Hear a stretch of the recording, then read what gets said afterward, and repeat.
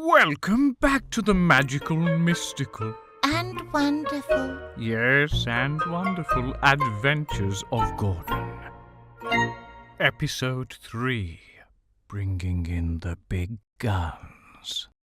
Now, here's a little recap.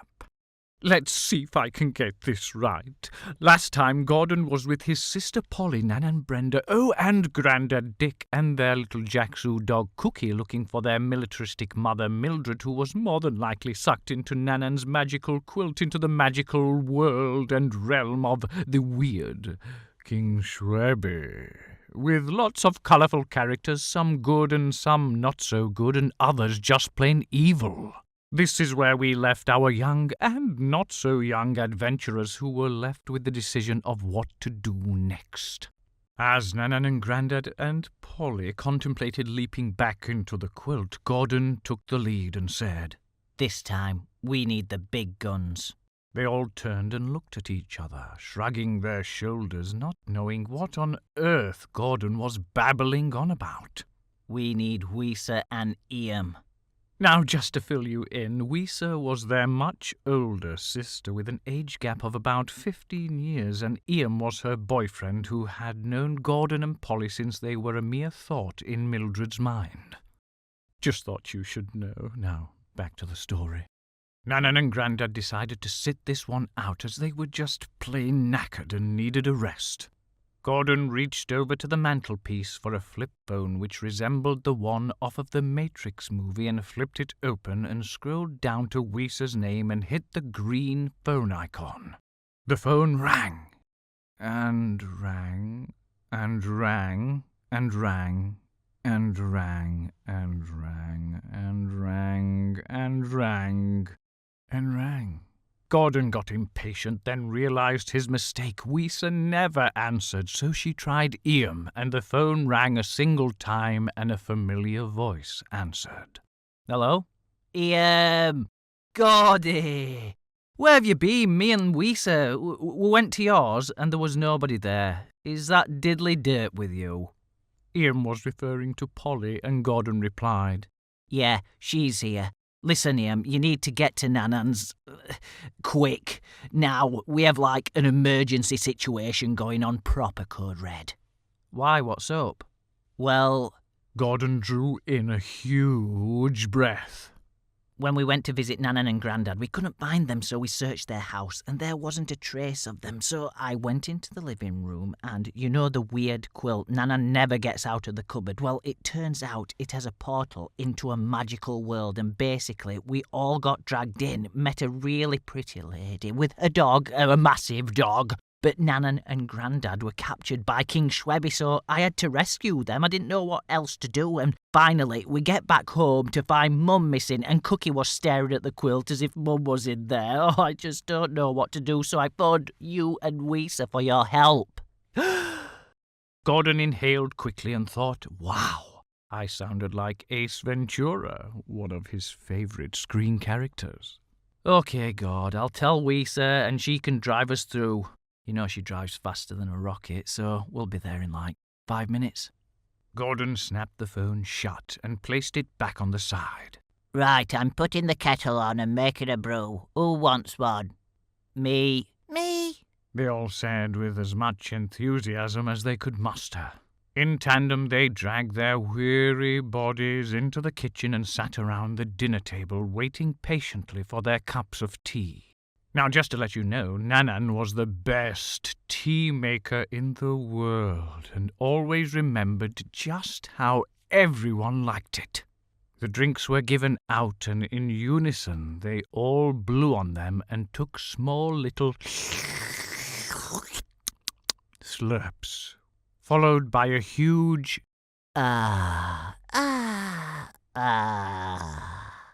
Just as they were all finishing their cups of tea, they heard the all-too-familiar sound of Weeser and Iam's diesel engine car, which sounded like a tank everywhere it went.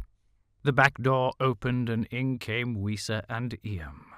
Now, just to fill you in, Weeser was a very small little lady with very curvy features, and Iam would often call her Gimli, like the character from the Lord of the Rings series.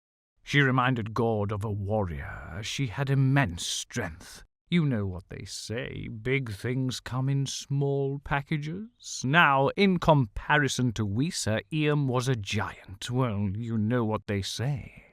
Opposites attract. Iam stepped forward and said, "Come on, Big B." Iam always had a joke with Nan and Brenda, calling her Big B, as if she was a mafia boss or something. "Let's get the kettle on for a brew, and you can fill me and Weeser in about what the heck it is that's been going on." I'll have a tea, Nannan. Okay, love. The group gathered around the kitchen table, drinks in hand, and discussed the events that had transpired. Weeser and Iam looked baffled and shocked. I mean, how would you feel being told your mother had passed into a secret magical quilt world? Weird. Anyway, back to the story. Well, I think Nannan and Grandad should sit this one out and we can go after Mum. Nannan and Grandad looked at each other and nodded in agreement. They would sit this one out and wait for them all to return.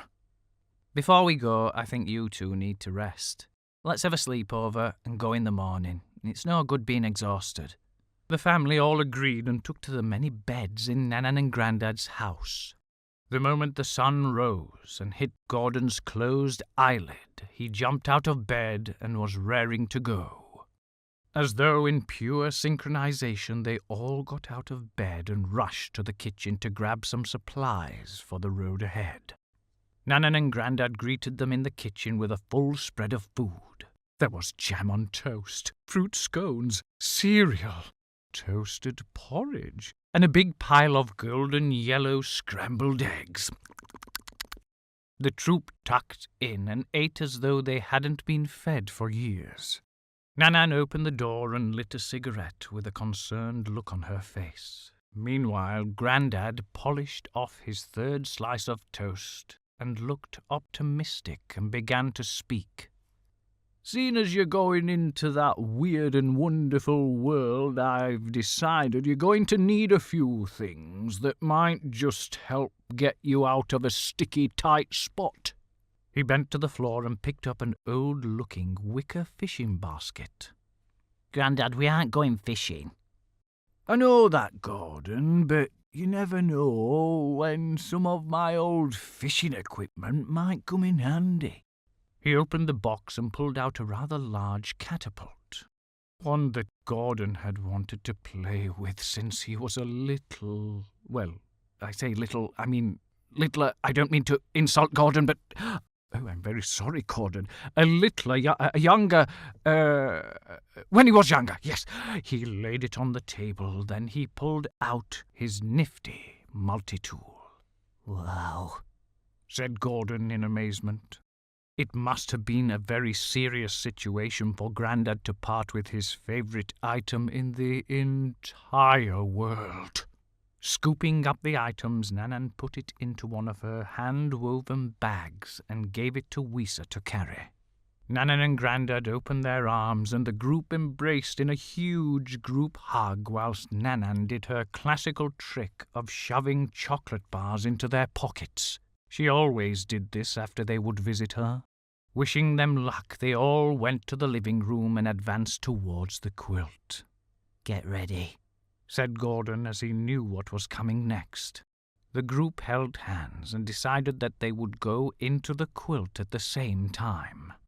Polly grabbed the corner first, and immediately they were sucked in and were spinning through a fluffy cloud, spiraling through the air, hurtling towards the ground at breakneck speed. They all tightened their grips and looked like it was their last moment on earth, diving down. Even though Polly and Gordon had been through it once before, they still screamed at the top of their lungs, just like Weeser and Iam were too. They didn't know their lungs were that powerful. Pavarotti would have admired them.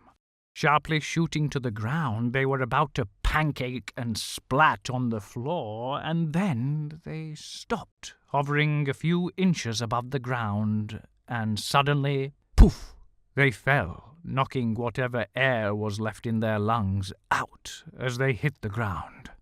Ian jumped to his feet and helped the others get up. It was quite foggy where they were and difficult to see. Let's keep holding hands so we don't lose anyone. Okay. Okay. They all agreed. Clenching each other's hands, they began sifting through the thick fog. Then they heard a thudding noise. It sounded as if someone was beating a drum. It was rhythmic and getting louder and closer. The ground began to vibrate slightly as the sound intensified. Then there was a flash, and the group fell to the ground, breaking contact with each other. Gordon, Weezer, and Ian were there, but where was Polly? She was gone. All they could hear was Polly screaming. Stop! Then laughing out loud.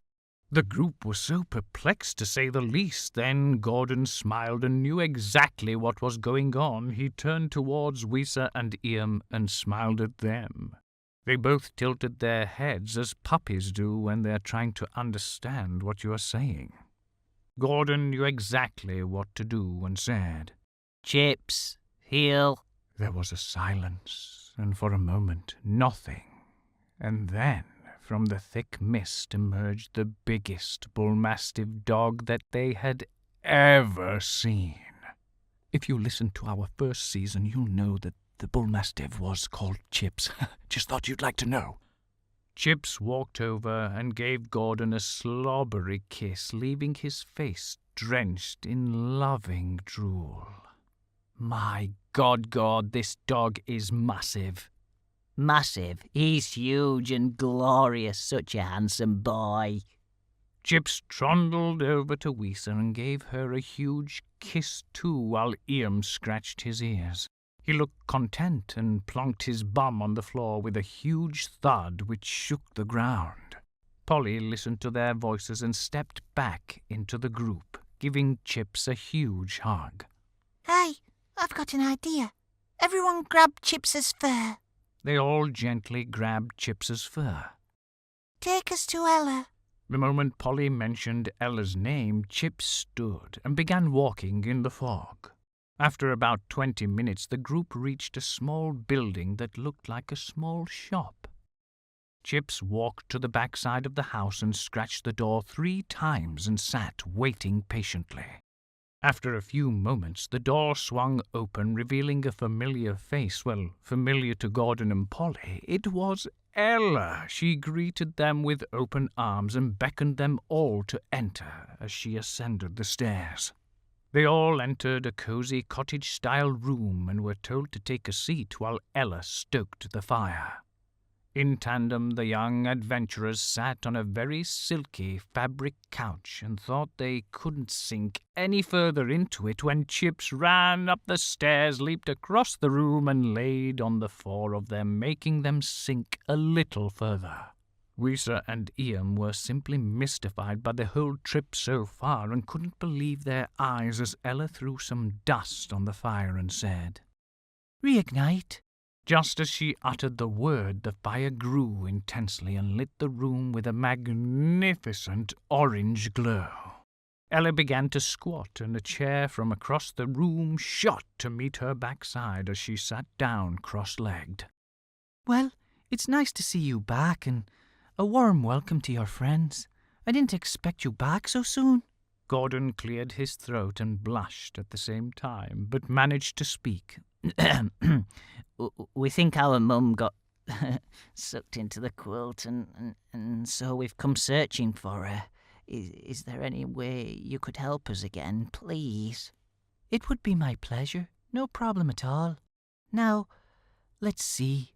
Ella moved over to the old-looking bookcase and parted the books, revealing a hidden compartment at the back. She produced a key from her belt pouch and put it into the keyhole of the secret compartment. Turning the key, the lock made a loud clunk and sprang open, revealing a crystal. Delicately picking up the crystal ball, Ella took it in front of the guests and held it to them. In amazement, the ball levitated and began spinning. What's your mother's name? Mildred. Show me Mildred, the mother of Polly and Gordon. Clouds started to form inside the spinning ball, then tiny electrical waves were emitted from the glass, which made Ella's hair stand up. It's searching for her. Give it a moment. The mist inside the ball began to clear, revealing the all-too-familiar castle of King Schwebbie. They could see a carriage entering the castle gates, which came to an abrupt halt as two guards dismounted and opened the cab at the back of the carriage and pulled out a woman with a black hood over her head. "Zoomus," Ella said. The picture inside the ball got bigger, and they all saw their mother, Mildred, under the hood. She had her hands and her feet in shackles. The guards dragged and pushed her through the large wooden doors at the castle entrance. Then, all of a sudden, the picture disappeared and the mist cleared. After a brief pause, Ella held her hand under the ball and it dropped into her palm, her fingers grasping it firmly. "So we're going to have to go get her just like I had to rescue Nannan and Grandad." "You'll not be able to get her the same way as before, because King Schwebbie, he's upgraded his security from before. You see, that means you'll have to find another way in." "Don't worry, we will." The squished family gave Chips a big scratch, and Ella said, "Chips, heel." Chips immediately rose off of the couch and strolled downstairs back to his bed and the land of slumber. After Chips had got off of their laps, the family felt the couch rise a little with the absence of his hulking weight. "You'll be needing a little help, so—" Ella gave them a pouch from the side table. "This is my expanso pouch. In here you'll find a tent, map, magnifying glass, gold, rope, sweetbread and some matches, along with a big candle which, once lit, causes a fog." "That's brilliant, thank you so much. And can we put our supplies in there too?" Ian put the rest of their belongings into the pouch, and it didn't change the bag's size or shape at all. "That's amazing." "No, it's just magic." The troop went to the door and opened it to take in the fresh air. They all decided to start their adventure, so they waved Ella farewell and set off in search of their militaristic mother, Mildred. Ian pulled the map out of the pouch and unfolded it so they could get their bearings and head towards Schwebbie's castle. A little blue arrow flashed up on the map to indicate their exact location. They were still in the fog, but the map would take them in the right direction as they all held hands and didn't want to get separated again. Nightfall drew in quick, and the fog began to melt away, revealing a lush green landscape. Seeing as they could all now see each other, they stopped holding hands by the way. Ian made the decision to set up camp for the night, and so they all looked for a nice, flat piece of earth to set up the tent. Gordon pointed to a waterfall which he had previously seen, and they all wandered over. There was a nice flat piece of earth that they could set up camp, so Ian pulled the tent out of the magical pouch and set it on the ground. "How do you set this up, Gord?" The moment Ian finished his sentence, the tent magically erected itself. "Why can't we get these things at home?" Looking at the tent, Polly, Ian, and Wisa were perplexed as to how they would all fit inside without being totally squished. Gordon, without hesitation, crawled inside and seemed to vanish, and the others were so puzzled as to where he had gone. One by one, they decided to crawl inside the tiny tent too. To their amazement, when they entered the tent, they found Gordon sitting on a full, king-sized bed. Inside the tent was absolutely huge. It had 4 sections: a sofa, a lounge, a kitchen, a bedroom, a wood-burning fire. What? How? Magic. That's how. Oh, yes, thought you'd like to know. It was so warm and cozy, the group decided to make some grub, fill their bellies, and get an early night for the adventure ahead. After stuffing their beautiful little faces, the group collapsed onto the bed. Gordon clambered above everyone else and snuggled in. He clapped his hands, and the lights went out. They all snored quite loudly and very differently too. For example, Gord snored like this. Polly like this. Ian like this. And Weasel like this. Very loud. After they had a good kip, the morning came and the sun lit up the tent.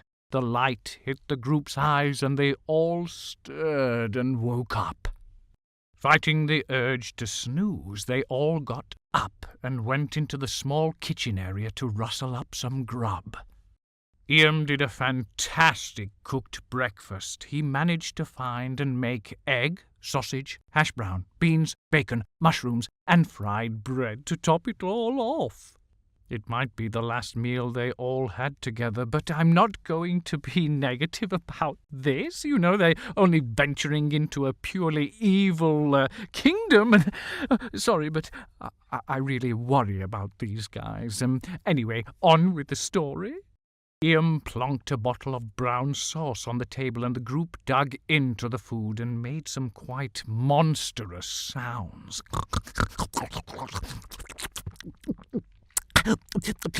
And all finished with a standard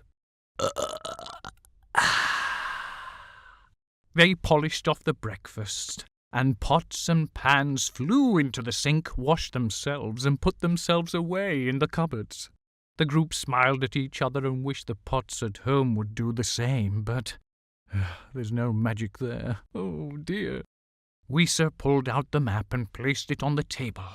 They still had quite a trek until they reached the Schwebbie kingdom. They all felt quite rested and raring to go, so exited the tent and scooped it up and placed it back inside the magical pouch. Ian grabbed Polly and threw her onto his shoulders, and the group set off with Gord and Weezer in front with the map. After what seemed like an eternity, the group began to see the castle in the distance and then the town folks' houses. As they approached, there was silence, which was very eerie. They reached the town and went into stealth mode, slowly creeping and keeping close to the walls as to not get detected.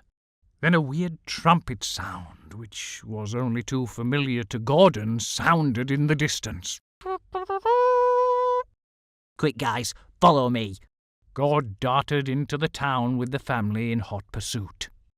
Where was it now? I can't remember. I've only been once, so it's a little bit... Gordon was looking for something, but the group had no clue. They just followed and trusted him with blind faith.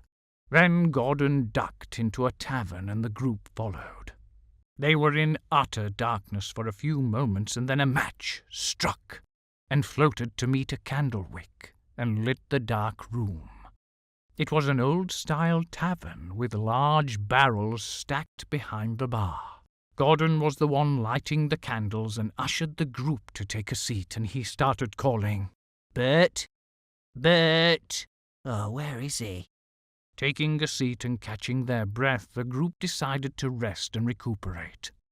Just as they all got comfortable, the door swung open and slammed shut, not giving them enough time to see who had come in. Then an eerie voice came from the darkness. "Must you to King Schwebbie's kingdom throw you in dungeon?" Then there was silence. Yeah, I can't keep it up. I'm only kidding, blooming heck. It's great to see the lad, and who's all this lot then? Excuse me, I think I just let out a tiny poop. They all broke out into laughter. Bert lit the candles and said, Does that want a bit of bug juice then? The standard reply was yuck. Gordon laughed. No, thanks. We'll have some of the Barnsley brew, please, Bert. Ah, thou remembered, lad, 'cause I'll let thee have a mug. Bert twisted the tap right on top of one of the barrels behind the bar, and an orange liquid came out, flowing into the tankards he put underneath. Bert, with skill and precision, slid the drinks along the bar, meeting the hands of each member of the group. In excellent synchronization, they all slurped. Oh, that's delicious stuff. Oh, that's lovely. Oh, that's lovely, that. Oh, that hit the spot. They all felt invigorated, and their stamina was magically recovered. Now then, I know why they're here, and I'm not going to tell thee that it's not. That knows it's not going to be easy, like. But he's upgraded his security on Castle, and there's more cameras and scanners to find intruders, and I'm guessing there's come for that woman who they captured near Magic Barrier. Yeah, we are. Well, she's in Castle, and she's probably been like tortured now, or she's in prison waiting to be interrogated. I don't think they'll get in there, but I guess that's not going to stop, is it? And tell thee what, I've got an idea, lad.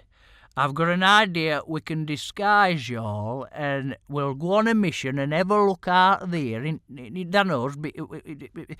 between time folks, and when trumpet goes off, the knows. We need to find another way in. I know, and I think I've got a bit on an idea, like, lad, but I'm not sure. Go on, tell us. Well, he ain't up security right back at Castle, and I know it might be dangerous, like, but they could climb down and try and get in a vent, but it's a bit like it's near sea at back, like on cliffs.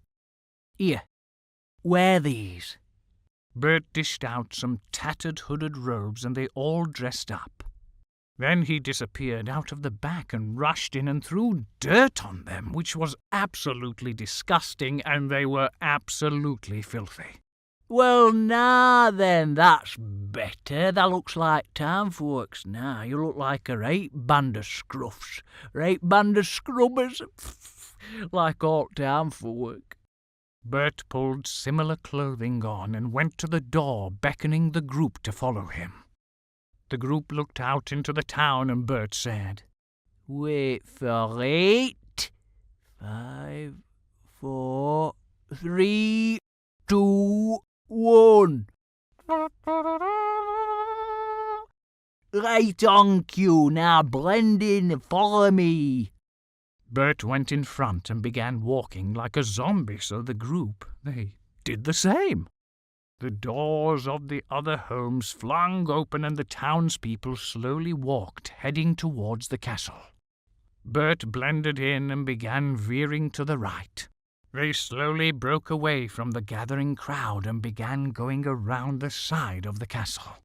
As they reached the castle walls, their hearts sank as they heard a weird noise. Now, this noise, if you listen to the previous episode, you will know that God and Bert knew exactly what it was, so their faces were sheer dread.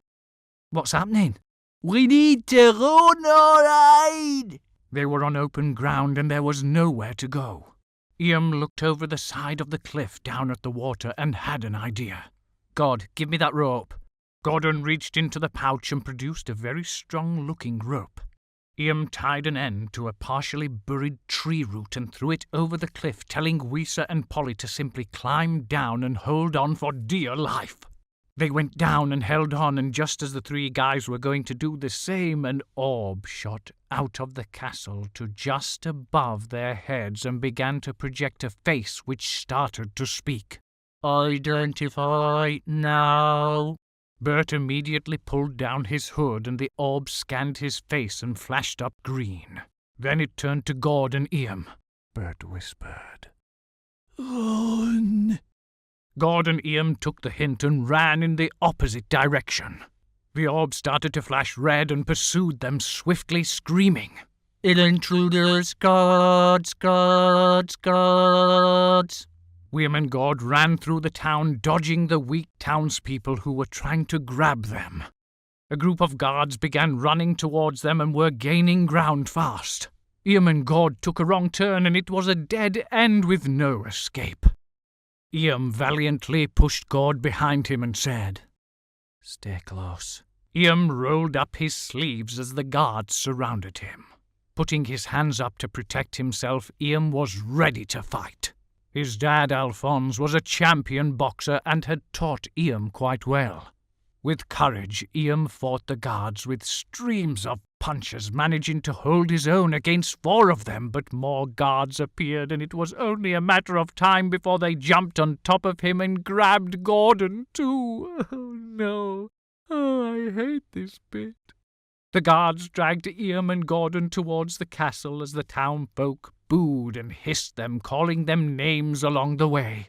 They reached the castle as a trumpet sounded in the distance. A huge cracking noise sounded at the drawbridge of the castle, and it was lowered to the ground, and they entered the castle walls. Iam was treated the worst, as the guards who he had beaten up tripped him up and hit him, punching him in the stomach and kicking him in the face or anywhere they could. "Stop it!" God shouted, but the guards didn't listen. It's okay, God. They're all cowards. They can't face me one-on-one. Tears streamed down Gordon's face as they were escorted to the dungeon. The guards took their belongings and their clothes. Why have they taken their clothes? They were naked. These people, they are weirdos. They took them inside of the castle and shoved them into a prison cell. They sat there naked and defeated, with arms and legs crossed, in an attempt to retain some form of dignity and to keep warm too.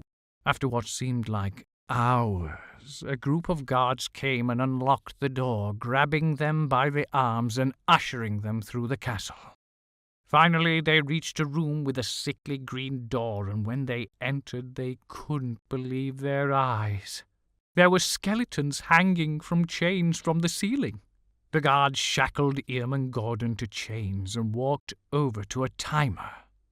It looked a little like a cooking timer. They wound it up and smiled. One of the guards leant close. "Let's see if you can take the heat, boys." Iam and Gordon didn't know what that meant or what to do. What was about to happen? The chains connected to their wrists started to be pulled upwards, and putting 2 and 2 together, they realized that they were going to hang from the ceiling, and not the cool kind of hanging out that you usually do, but the bad kind of I'm going to get tortured hanging out kind of thing. Oh, poor Iam and Gordon. The timer ticked as they began to levitate from the ground and hung naked in a room full of skeletons, so very ominous and downright creepy. The boys hung there naked, watching the egg timer count down. Then, as it reached 0, it pinged, and everything stopped. A strange-looking man entered the room, talking to himself.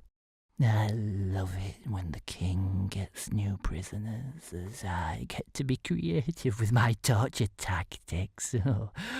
Torturing prisoners is what I live for. It's why King Schwebbie created me in his genetic lab. I love it." He began to address the boys.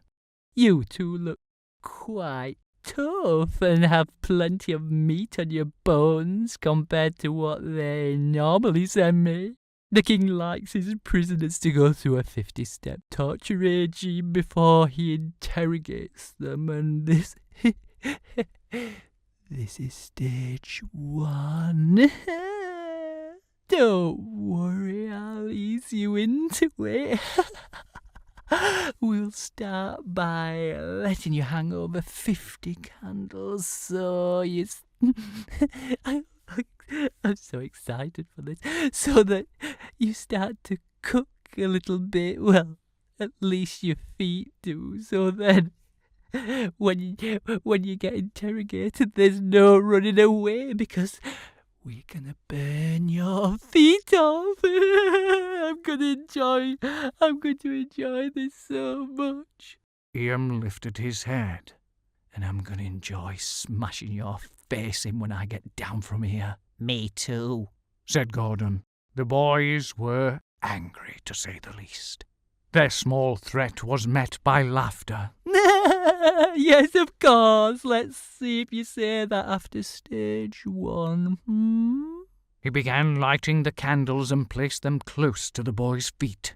Just so close that you can't blow them out. They're special candles anyway. They'll relight if you try to blow them out. He cranked the timer round to 2 hours and left the room laughing. The door slammed shut and lights went out, with only the candles illuminating the room. I was freezing, but now I'm getting hot and I can't stand this for 2 hours. How are we going to get out of here, William? Now, you didn't think I'd forgot about Weezer and Polly, did you? Oh, you did. You were that engrossed with Ian and God.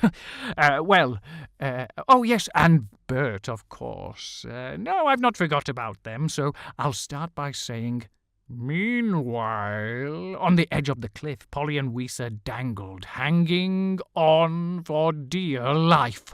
They were getting a bit tired when Bert's face appeared over the top of the cliff edge. Coast is clear. Come on, I'll pull thee up now. The girls climbed the rope and Bert hoisted them back onto the land. Now then, me pickpocketing skills aren't that bad, and I managed to get this off 'em. Bert produced Ella's magical pouch and gave it to Weezer, and she locked it onto her belt. Thanks, Bert. Nah, I've got to go because them guards, they're going to be after me, aren't they? They're going to want to interrogate me or something, and they'll not be long, you know what I mean? So I'm going to have to see you later, cockers, so I've got to get away and go back to me tavern, you know. I've got to come up with an alibi or something. I don't know. I don't know what's going to happen, love. But what about the boys? Oh, I'm a fart. I'll tell thee what I think's going to happen to him. I totally forgot with all commotion and that, like. They'll be in torture chamber by now with about 2 hours to go. I know that, Schwebbie likes to torture them, like, before he interrogates them, so, and he does it in stages, so I'm mates, like, with one at guard, but he only tells me so much. I think that they're a bit sick, you know, so I'll have to find a way to get 'em out, but I'll have to go. I can't help thee now. I'm going to have to go back to me tavern and that, like. Bert turned and ran towards the village. Polly and Weezer looked around and searched for a possible entry point. Looking over the edge down the castle wall, Polly noticed a ventilation window, and they both decided that that was their best bet.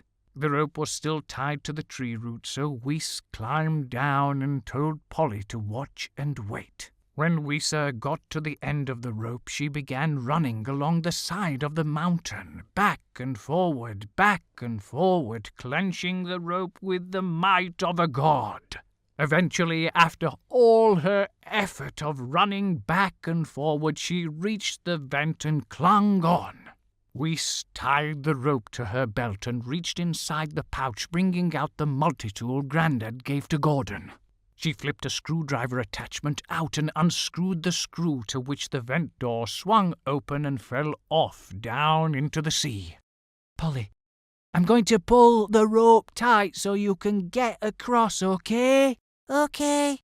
Little Polly had such a ferocious spirit for such a young girl and would dare try anything, but this time she was a tad scared. I mean, wouldn't you be a little bit scared if the drop was straight into the sea?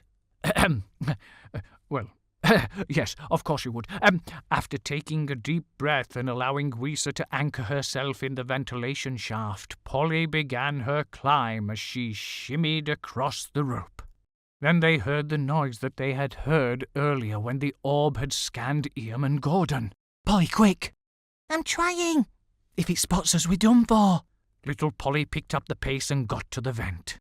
The orb flew overhead and they had managed to evade detection. Now then, where do we go? Bert said they were in a torture room. How do we find it? Weezer looked into the magic pouch, searching for an idea, and noticed the map glowing in the darkness of the vent. Pulling the map out, Weeser noticed that it had changed and showed the entire castle and all its rooms. We need a map like this at home. It's amazing. There was a little flashing triangle symbolizing their current location, and Weeser used her finger to trace a path to the torture room. Then suddenly a voice came from nowhere and instructed them. Go straight forward and take your next right. Weeser was amazed. It was just like the sat-nav in the car. Marvellous. In 3 meters, take your next left, and then your destination will be on your right. True to the word of the voice, there was a vent on the right, and Weeser peered through and gasped as she saw Ian and Gordon dangling naked from the ceiling over multiple candles. Weeser took out the multi-tool that Grandad had gifted Gordon and flipped out a screwdriver attachment so she could undo the vent cover.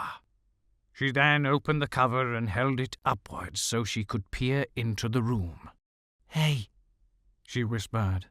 Gordon Iam's head spun round at lightning speed. It's a wonder they didn't get whiplash. The boys were so happy to see the girls, but still panicked as to how they would get out of this situation. Ian, it's getting hot in here, and I've really got to pee. God, that's it! What? I've got an idea. What? When I say pee, you pee like your life depends on it. Ian began twisting and throwing his body sidewards and then swung it back and forth until he gained momentum. Then, with an almighty heave, he swung towards Gordon and put his feet together, smashing them into Gordon's buttocks. When Ian's feet smacked his bottom, it made an almighty clap, propelling Gordon through the air, swinging him from one side to the other. Then Ian screamed, "Pee, God, pee!" Having been basically drop-kicked across the room, God didn't need telling. He was already releasing a good flow of urine which doused the candles and left the room in complete darkness. Well, that should give us a bit more time to formulate an escape plan without being cooked alive. Weeser rummaged around in the magical pouch and pulled out a box of matches, struck one, and illuminated the room. These matches were so brighter than your ordinary type matches. Well, I mean, they were dealing with magical things from Ella's pouch and all. Well, you know. Anyway, the candles were great. The boys were thrilled to have their feet stop cooking, but they needed to get down and out of this torture chamber before the weird idiot came back and relit the candles. They looked at the timer, which was still counting down, and they had over an hour remaining. Weeser had an idea. Ian, swing towards us and grab Polly with your feet. Then she can climb down onto the floor and release the lever holding you up and open the chains somehow. So Ian swung towards the vent with almighty strength and clasped Polly with his feet and lowered her as slowly and as safely as he possibly could to the ground. Polly dropped and landed in a Spider-Man-type position with elegance and grace. She rushed over to the lever and by some grace of luck managed to lower the boys to the floor. The panic wasn't over, though, as they were still shackled up in the chains. Thinking fast, Ian reached to the skeleton next to him and pulled off a small bone and jammed it into the lock on the cuffs. It worked! He felt quite pleased with himself and began undoing Gordon's. The girls took their garments, what Bert had given them, off and passed them to the boys so they could regain some form of modesty and keep a little bit warm. After all this commotion, they remembered the clock and glanced over in horror to find there wasn't much time left. Polly, Gord, get as close to the wall on either side of that door and wait. Weeser, get back in the vent and get out of the castle. Try and make your way back to Bert's. Just as Weeser fixed the vent cover back into place, an alarm sounded and a red light began to flash above the door as it whooshed open, just like the wands on Star Trek. Wow, this castle was quite amazing too, but anyway. The oddball torturer, all-round weirdo person, entered laughing, and then, as he got into the room, his eyes widened. What? Where are they? Just as he was about to finish his sentence, Iam nodded to God, and God knew exactly what to do. Gordon shot behind the torturer's back and crouched into a ball whilst evading detection as Iam shot to face the torturer and said, "Told you I'd smash your face in." Assuming a power punch stance, Iam punched the torturer square in the face, and the torturer flew back, falling over Gordon and onto the floor. "Ah!" said Iam. The torturer met the floor and, to the amazement of the team, shattered into 3 pieces with wires sticking out and electrodes and sparks flying all over the place. Even though the body had been destroyed, the head began to speak, or at least try. "Once my king reassembles me, I will destroy you all." Just as he was about to say something more, Polly leaped over and smashed the head into oblivion. We've heard enough from you. Polly, I'm impressed. You certainly have gone up in my books anyway. Well done, kid. Iam gave them a quick fist bump and then peered into the corridor. The trio knew how to act stealthily from the games they played at home.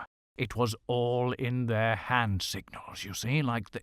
Oh, you can't see my hands. Well, I'm making massive gesticulations with my hands, all right? Pointing fingers, eyes, fingers to eyes, the waggy finger as if to move... Well, let's just go on with the story, okay?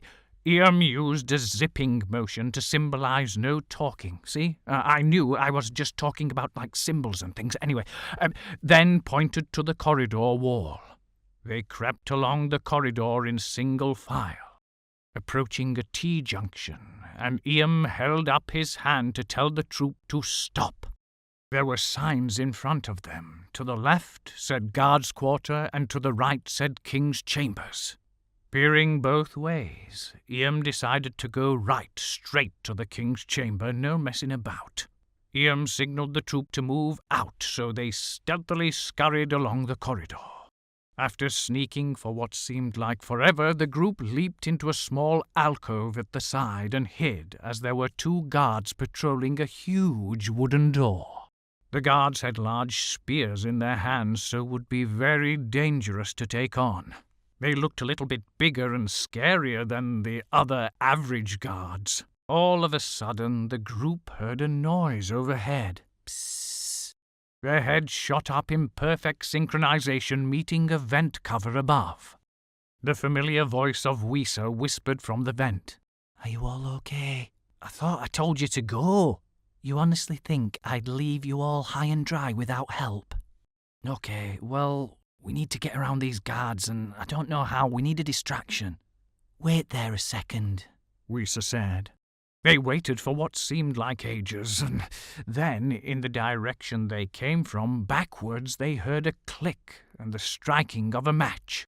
Weezer leaned out of a vent and held a match to the sprinkler. Classic Weezer, classic! Which this immediately burst into a stream of water jets showering the corridor. Who would have thought? Oh, so predictable, Weezer. Oh, on with the story. The guards guarding the door shot down the corridor. This was their opportunity.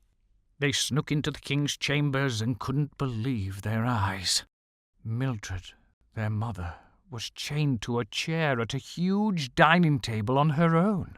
The trio scurried over to Mildred, and just as they got there, yes, you've guessed it right, Polly trod on an alarm which triggered a siren. Oh, little Polly, you've probably gone down in Gordon's books now, but... Anyway, the room filled with guards with huge spears pointing at them. Well, the 3 threw their hands in the air and surrendered. They couldn't do anything else, could they? The guards shackled them and dragged them to the dungeon.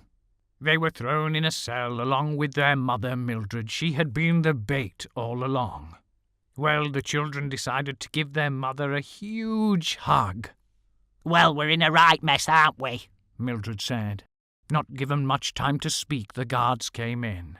Right, come with us, or else you'll feel the steel of my sword. The group didn't protest, they just followed. They marched in single file down the corridor as they reached the signs that said guards' quarters and king's quarters they had seen before. Then they were taken left, then right, and then another left and right again. They reached a room with a padded leather door embroidered with gold on the edges.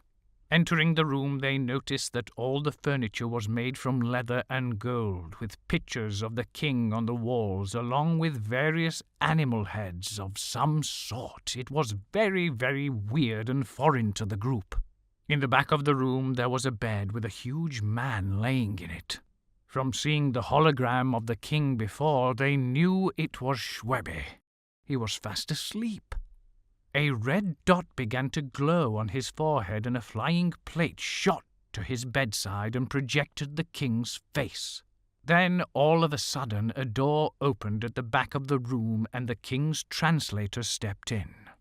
The projected hologram of the king began to speak. Great...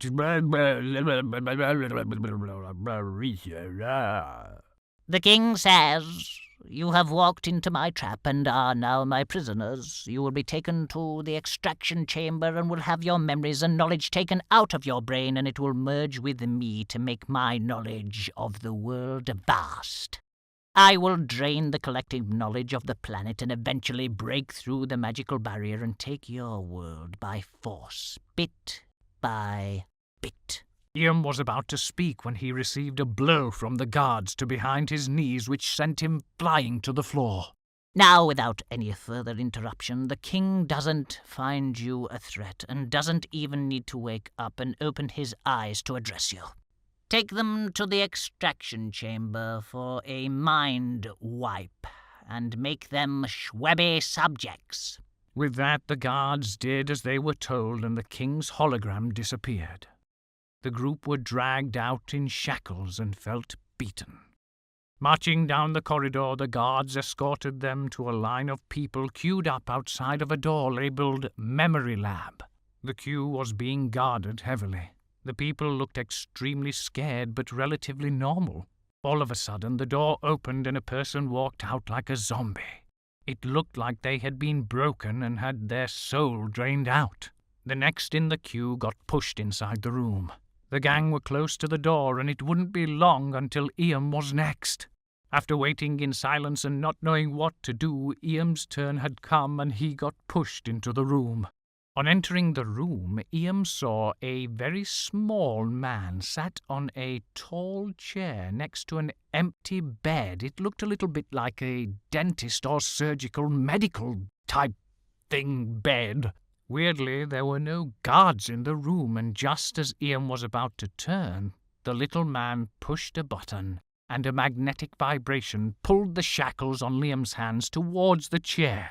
No matter how hard Ian struggled, he just couldn't break free. Then a robotic arm came out of the floor and forced Ian into the chair, holding him by the throat. The little man had a small computer and keyboard next to him, to which he typed extremely fast on. He typed away on his keyboard, and then, after a while, he struck a button. I'm guessing it was like an enter button or something, and then his chair hovered over Ian's head. With a face of sheer dread, Ian could do nothing, apart from accept what was to come. The little man reached to the side table and grabbed a small tool, then broke out into a sadistic smile. He was really enjoying himself, quite sick, really. The robotic arm that was clasped around Ian's neck released and started to feel Ian's skull. It was so weird. The hand kept pawing Ian's face and skull. It was looking for the best point to drill a hole. Oh, it just gets worse. Smiling away, the little man pressed a small control stick on his chair and shot over to Ian, hovering only inches from his face. His stick-thin arms reached for something behind him. He produced a small drill. "Now hold still if you don't mind, I might make a mess.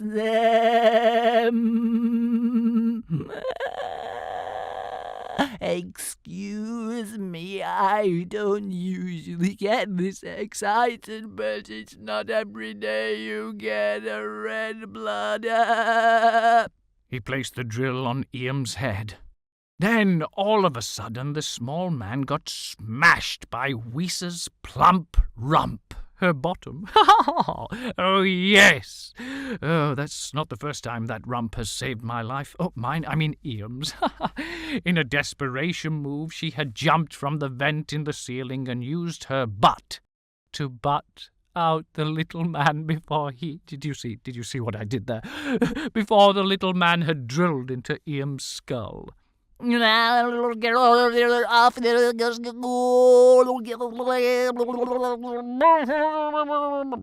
Just before he screamed for the guards, Wisa punched him in the face and knocked him out cold. Iam was slightly squished too, but was thankful that Wisa had saved his life. Wisa clambered off and grabbed the drill, which came in handy for opening Iam's shackles. Thinking fast, they used the chains to shackle the little man to the chair, and Wisa tore a strip off her clothes to tie around the little man's mouth. That should keep him quiet. Thinking fast, they pressed a button on the table that said next, and Gordon was pushed in with eyes clenched shut. When he opened them, he was overjoyed to see Wisa and Iam. Right. Let's wait, then press the button twice more so it looks like nothing's wrong.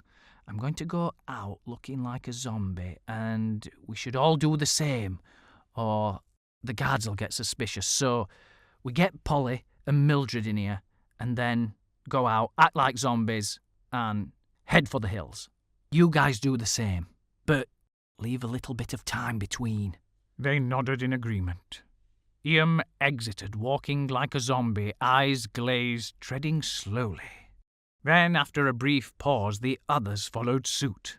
Walking in line, the newly reformed citizens were ushered into a carriage which was being pulled by two magnificent white horses. The group looked at each other anxiously, as they knew it was only a matter of time until they were found out. The carriage pulled out of the castle, but suddenly an alarm bell sounded, and that was all the time that they had. Iam and Gordon nodded at each other and drop-kicked the cart's door open, which practically sent it flying off the hinges. The group, trying to get their bearings, darted into the city, running as quickly as possible. Gordon took the lead and beckoned the others to follow. Don't look back, just run! They sprinted as quick as their legs would carry them. Polly's little legs couldn't keep up, so Iam grabbed her and went as fast as possible. Bert's tavern was in clear view, and the group shot through the door and bumped into Bert. Oh, blooming neck, you all made it! Oh, well done. Oh, they'll have to be quick and jump in them barrels, 'cause they'll be searching right here, 'cause I was near they before, wasn't I? So that's gonna have to hide or summit. They each crammed themselves into the barrels. What's this? Sorry, love, it's that bug juice in barrels from leftover, you know. I've got to pull it somewhere, like, when it goes off, it stinks. But, you're just going to have to put fingers on your nose, like, you know, pinch your nose and breathe through your gob, through your mouth. The smell was really awful, and believe me, I can stink it from here, and it smells like dog it's incredibly rancid, really. I don't know how best to describe it without a swear word. Anyway... No sooner had Bert sealed the barrels, the guards burst into the tavern, searching the place for the prisoners. Hey, old loves, I'm sorry, but there's nobody in here apart from yours truly, Miss Annie, Bert, like. One of the guards shoved Bert out of the way. Hey, there's no need for that now, Cocker. I don't need to be rough. I'm cooperating, like, and I want 'em caught as much as thou does. You know, and they're being a right ruffian with me, and them prisoners, like, they took me hostage and pushed me around a bit. Like I'll not have it. Tha knows, I'll not have it. The guards thoroughly searched and finally came to the barrels. They approached the first barrel and withdrew a massive sword and stuck it into the lid and started prying it off. The moment the lid cracked open, the stench filled the guards' nostrils and forced them back. "We will leave the rest. Nobody can possibly be in there. It's intolerable.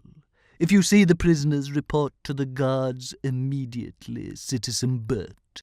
Aye, I will do. Thanks, love. And I can check in here any time. Like I said to thee, I want him caught as much as you do, like. With that, the guards turned and exited the building. As soon as the door slammed shut, the gang burst out of the barrels. Bloomy neck, thou never gets used to that, thou knows. It smells like pig farts. The gang were knackered. I mean, they were tired, and they turned to Bert, and before they could speak, he was filling tankards of his magical brew. The gang were so thankful they swigged the brew and all gave a sizable Practically instantly, they all regained their composure and were filled with energy, raring to go. Mildred had been very quiet compared to usual and met her eyes with Bert. Her head tilted slightly and she squinted at him. The strange thing is, Bert did the same at the same time to her. Oh, my goodness, Bert, it is you. Mildred! Wow, I tell thee what, I've not seen thee for years. How the heck are you, love? I've not seen you. Are you all right? Well, you might not be all right with what you've just been through, like, but you know what I mean. Are they all right, Cocky? The rest of the group couldn't believe they knew each other. I'll fill thee in. Me and thee, ma'am, we were best mates when we were kids. Blimey, I can't believe you're here. And these kids, well, I knew they were good uns anyway. They aren't too bad, are they? The kid smiled. Well, there's no time for a catch-up now, Cocker, but thou knows where I am if thou wants me, like. Mind, you'll probably not be coming back here, like, but I'll have to try and visit the winner. That would be nice, Bert. This is all good and well, but we need to figure out how we're going to get out of here, how we're going to escape the city. I've already figured that out, love. I've been thinking about it, like if they were going to come back here. Oh, what? Well, they're all going to have to get back in them barrels, and I'll take thee to magic barrier. Old Schwebbie, he tells everyone that if they've got any rubbish, to come and get me, like, and out I've got left out of me barrels that's, like, gone off. Have to go, take it to magic barrier, thou knows where hell is, like, and dump it in river that goes through magic barrier to annoy 'em all. That's awful. They all nodded in agreement and clambered back into the barrels. Bert loaded the barrels onto a cart, so the group all felt quite shook up from all the rolling and throwing and tossing and turning about. They each felt the cart move slowly and steadily. They could all still hear the alarms going off and a lot of commotion. The noises became faint and drowned into the background. Then the cart stopped. The group couldn't stand the stench any longer and burst from the barrels. Well, I suppose this is goodbye for now, like, so I hope there's a... Oh, excuse me, love. I hope there's a safe trip home. They advanced towards Bert and gave him a hug in thanks. I appreciate gesture and all that, but I don't fancy stinking on that Schwebbie crap, so I'll just say, see you later, Cocker. They all chuckled. The group bid Bert a fond farewell and walked through the magical barrier. It was like going from night into day and felt a lot more brighter and positive on the magical side. After Bert disappeared, the group marched on. It took a day and night, but they finally reached Ella's house. With immaculate timing, Ella opened the door and smiled. I knew you would make it back. Well done. And I see you have your mother safe. Let's get inside the house. Chips the bull-mastiff dog walked from behind Ella with strings of lovely dangling drool. They looked like shoelaces from his beautiful floppy chops. You know the drill by now. Gordon and Polly clambered onto Chips's back and told the others to do the same. They all only just fit onto his back as he started to run. Ella waved them off. Chips gained speed. He really was athletic for such a massive dog. Gordon and Polly knew what was to happen next, but the others didn't have a clue. Everybody, hold on! Their stomachs dropped as they reached and leapt off the edge of a cliff and plummeted towards the ground. They all clenched Chips's floppy skin and were shocked when he began to fly up, up, and away! Sorry, I'm getting a little too excited, but I do love this bit. Chips headed for a specific cloud and shot through it, spiraling, flipping, turning and twisting. They all then materialized in Nannan and Grandad's living room. Chips sat and they all rolled off of his back onto the floor. Cookie, their little Jack-Soo dog, sat, staring at them as if she knew that at that specific moment in time they were going to show up. Chips strolled across the room, touched heads with Cookie, and then vanished back into the quilt. Suddenly, Nannan's head appeared round the corner. Come on, it's time for a cuppa. They all nodded and picked themselves up and headed to the kitchen. Ah, home at last. But was that the end to the adventure? What about King Schwebbie's plan? Will they have to go back? If you want another magical and mystical... And wonderful. Yes, I never forget. I wish you'd stop interrupting me. And wonderful adventure of Gordon, please like, share, and subscribe.